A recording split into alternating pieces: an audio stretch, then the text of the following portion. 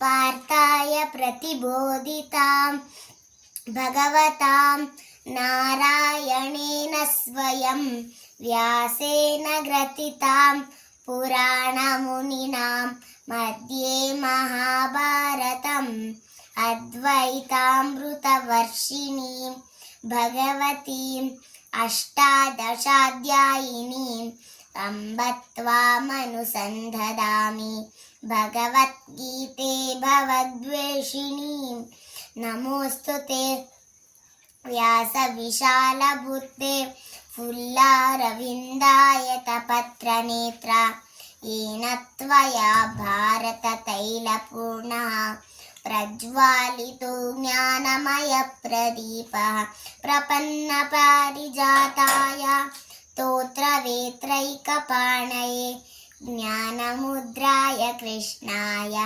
गीतामृतदुहे नमः। सर्वोपनिषदो गावो दोक्ता गोपालनन्दनः पार्थो वत्सः सुधीर्भोक्ता दुक्तं गीतामृतं महत्। वसुदेवसुतं देवं कंसचाणूरमर्दनं देवकी परमानन्दं कृष्णं वन्दे जगद्गुरुं।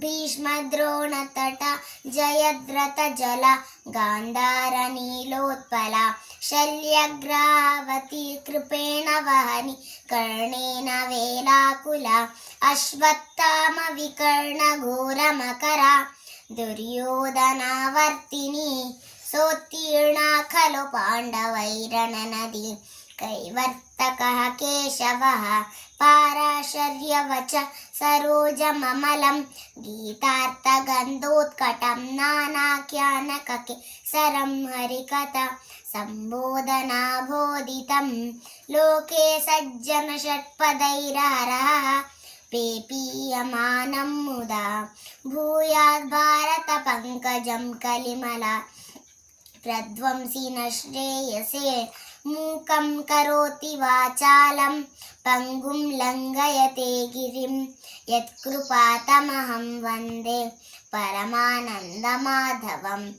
यं ब्रह्मा वरुणेन्द्ररुद्रमरुतः स्तुन्वन्ति दिव्यैस्तवैः वेदैः साङ्गपदक्रमोपनिषदैः गायन्ति यं सामगाः ध्यानावस्थिततद्गतेन मनसा पश्यन्ति यं योगिनो यस्यान्तं न विदुः सुरासुरगणा देवाय तस्मै नमः। Thank you.